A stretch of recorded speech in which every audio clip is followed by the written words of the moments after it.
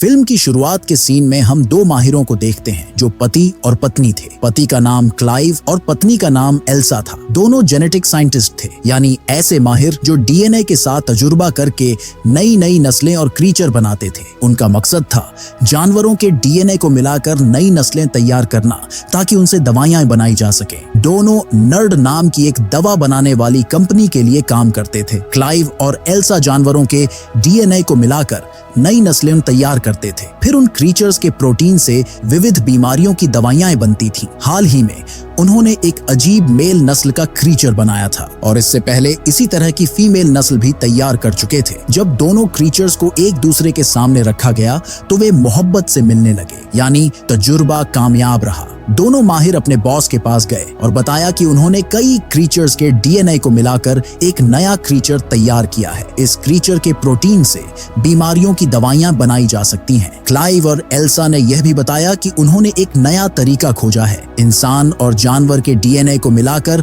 नई नस्ल तैयार की जा सकती है। इससे वे और भी ज्यादा बीमारियों की दवाइयां बना सकते हैं। बॉस ने उनकी बात ध्यान से सुनी और कहा कि कंपनी फिलहाल यह जोखिम नहीं ले सकती। बॉस ने कहा कि कंपनी को पहले उन क्रीचर्स के प्रोटीन से दवाइयां बनानी है जो पहले से तैयार हैं। इसलिए फिलहाल तहकीक रोकी जाएगी और ध्यान केवल दवा उत्पादन पर रहेगा। क्लाइव और एल्सा ने कहा कि अगर हमने यह काम जल्दी नहीं किया तो कोई और कर लेगा, लेकिन बॉस ने जवाब दिया, पहले दवा बाद में तजुर्बा। इस बात से दोनों निराश हो गए। उन्हें लगा कि वे केवल कंपनी के गुलाम बनकर रह जाएंगे। दरअसल वे सच्चे माहिर थे जो खोज पर ईमान रखते थे, न कि सिर्फ मुनाफे पर। उन्होंने फैसला किया कि वे अपनी तहकीक गुप्त रूप से आगे बढ़ाएंगे, चाहे कंपनी को मालूम पड़े या न पड़े। उन्होंने अपना काम छुपकर शुरू किया, लेकिन आगे बढ़ने के लिए उन्हें इंसान का डीएनए चाहिए था। इसलिए एल्सा ने क्लाइव को एक इंसान का डीएनए दिया। क्लाइव ने पूछा, यह किसका है? एल्सा बोली, किसी अज्ञात शख्स का। फिर दोनों ने उस डीएनए को जानवरों के डीएनए के साथ मिलाकर तजुर्बा शुरू कर दिया। दोनों ने कड़ी मेहनत की, लेकिन कामयाबी नहीं मिल रही थी। कई बार कोशिशों के बावजूद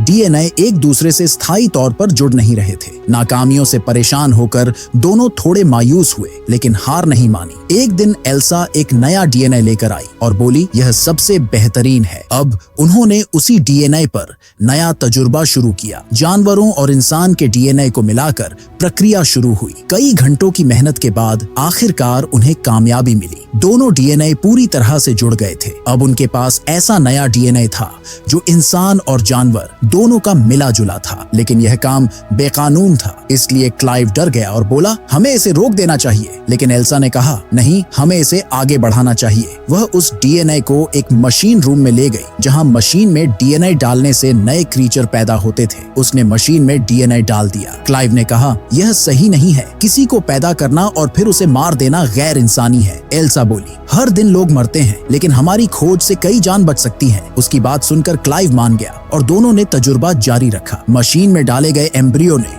उम्मीद से कहीं अधिक तेजी से तरक्की शुरू कर दी। दोनों ने चेक किया तो पाया कि बच्चा सामान्य है, लेकिन उसकी तरक्की असामान्य रूप से तेज हो रही थी। शाम के समय लैब का अलार्म बजने लगा। जब वे दौड़ते हुए पहुंचे तो देखा कि बच्चा पूरी तरह विकसित हो चुका था और जन्म लेने के लिए तैयार था। उन्होंने मशीन खोली और बच्चा बाहर आ गया। वह बच्चा या कहें क्रीचर काफी अजीब लग रहा था। उसका शरीर इंसान और जानवर का मिश्रण था। क्लाइव उसे मारना चाहता था, लेकिन एल्सा ने कहा, रुको, शायद हमने कोई बड़ा चमत्कार कर दिया है। लेकिन क्लाइव नहीं माना और जब वे लौटे तो पाया कि वह क्रीचर पहले ही मर चुका था। क्लाइव वहां से चला गया, लेकिन एल्सा को कुछ अजीब लगा। उसने बॉक्स खोला तो अंदर कोई बच्चा नहीं था, सिर्फ एक त्वचा बची थी, यानी वह क्रीचर अपनी त्वचा छोड़कर कहीं भाग चुका था। वह डर गई क्योंकि अब क्रीचर लैब में कहीं छिपा हुआ था। तभी एक अजीब परछाई हिली और उसने उसे देख लिया। वह क्रीचर दो पैरों पर खड़ा था। बाहर से क्लाइव ने उसे देखा और चिल्लाया, एल्सा, बाहर आओ, मैं जहर वाली गैस छोड़ने वाला हूँ। लेकिन एल्सा ने मना कर दिया। उसने कहा, मैं तुम्हें नुकसान नहीं पहुँचाऊंगी। यह सुनकर क्रीचर उसके पास आया और उसके हाथों को सूंघने लगा। पीछे से क्लाइव एक लोहे की रॉड लेकर आया, जिसे देखकर क्रीचर तंग हो गया। वह डरकर पीछे हट गया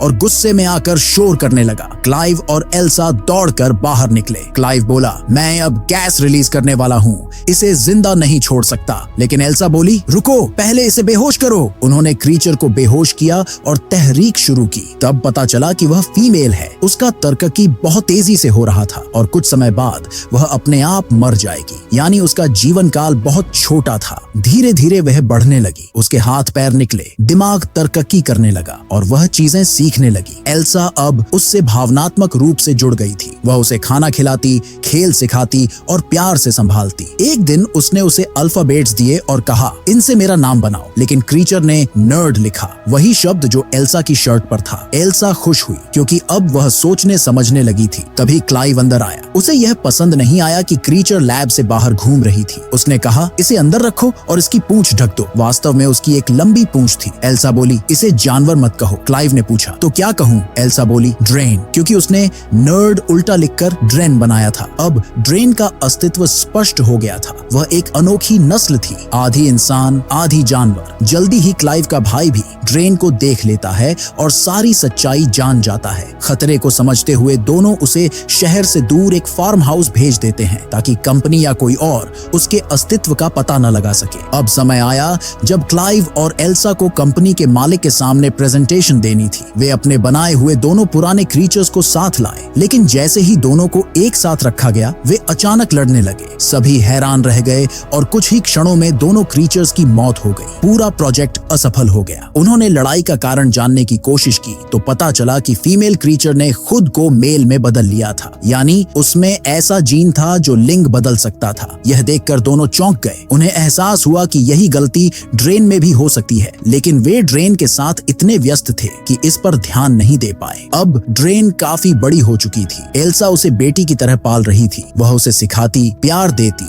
और नगहदाशत करती। एक दिन ड्रेन भागकर जंगल चली गई। जब क्लाइव और एल्सा उसे ढूंढने गए तो देखा ड्रेन ने एक खरगोश को मारकर खा लिया था। यह देखकर दोनों डर गए और उसे घर वापस ले आए। घर पर जब एल्सा ने ड्रेन को खाना दिया तो उसने खाने से इनकार कर दिया। फिर उसने अल्फाबेट ब्लॉक से TDS लिखा, यानी मैं यहाँ बहुत बोर हो रही हूँ। इसके बाद उसने छत फाड़ दी और ऊपर की ओर चली गई। क्लाइव और एल्सा पीछे दौड़े। उन्होंने देखा ड्रेन के पंख निकल आए थे। वह उड़ने वाली थी। क्लाइव चिल्लाया, रुको, हम तुमसे प्यार करते हैं, हमें तुम्हारी जरूरत है। यह सुनकर ड्रेन रुक गई। उसके पंख वापस शरीर में चले गए। अब वह इंसानों के भाव समझने लगी थी, अच्छे बुरे का फर्क पहचानने लगी। लेकिन धीरे धीरे उसके भीतर क्लाइव के लिए अजीब आकर्षण जागने लगा। एक दिन ड्रेन को एक बिल्ली मिली। एल्सा ने वह बिल्ली उससे छीन ली क्योंकि उसे डर था कि ड्रेन उसे भी खरगोश की तरह मार देगी। ड्रेन ने गुस्से में अपनी नुकीली पूंछ से बिल्ली को मार डाला। यह देखकर एल्सा ने उसे थप्पड़ मारा। ड्रेन गुस्से से फट पड़ी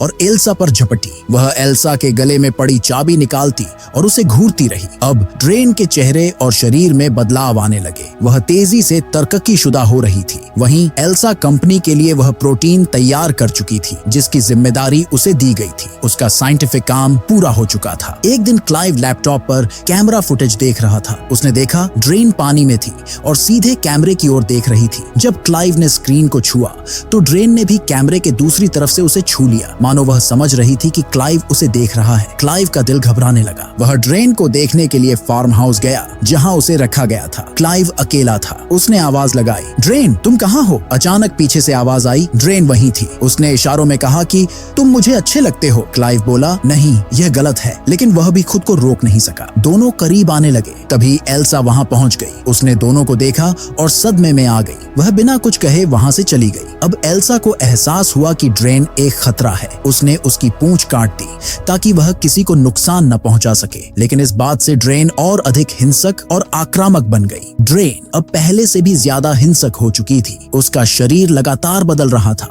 और उसकी त्वचा पर नई परतें उभर आई थीं। रात के सन्नाटे में वह फार्म हाउस से भाग गई। क्लाइव और एल्सा उसके पीछे पीछे गए। वे डर चुके थे क्योंकि अब ड्रेन का व्यवहार किसी इंसान जैसा नहीं रहा था। वह एक शिकारी बन चुकी थी। जब वे जंगल पहुंचे तो देखा कि ड्रेन ने वहां एक जानवर को फाड़कर खा लिया था। उसका चेहरा खून से लथपथ था। एल्सा ने उसे पुकारा, ड्रेन रुक जाओ, मगर ड्रेन ने गुर्राते हुए कहा, तुमने मुझे धोखा दिया। उसकी आंखों में गुस्सा और दुख दोनों थे। वह अब इंसान और जानवर के बीच फंसी हुई थी। क्लाइव ने उसे पकड़ने की कोशिश की, लेकिन वह इतनी ताकतवर हो चुकी थी कि उसने क्लाइव को दीवार से पटक दिया। एल्सा चिल्लाई और उसके सामने जाकर बोली, मैं तुम्हारी माँ हूँ। ड्रेन कुछ पल के लिए रुकी, मगर फिर अचानक पीछे हट गई। उसके पंख दोबारा निकल आए और वह उड़ते हुए एक पहाड़ी की ओर चली गई। थोड़ी देर बाद जब क्लाइव और एल्सा ने उसका पीछा किया तो देखा ड्रेन के शरीर में फिर बदलाव आ चुका था। वह अब पूरी तरह नर मेल बन चुकी थी। उसकी आंखों का रंग बदल चुका था, आवाज भारी हो गई थी। यह देखकर एल्सा के होश उड़ गए, क्योंकि उसे पता था कि पहले बनाए गए क्रीचर्स भी ऐसे ही बदल चुके थे। अब ड्रेन का मकसद सिर्फ एक था, अपने माता पिता से बदला लेना। उसने अचानक एल्सा पर झपट्टा मारा। क्लाइव ने उसे पीछे धकेल दिया। दोनों के बीच जबरदस्त लड़ाई हुई। ड्रेन ने क्लाइव को जमीन पर गिराकर उसकी गर्दन दबा दी। एल्सा ने पास पड़े पत्थर से वार किया,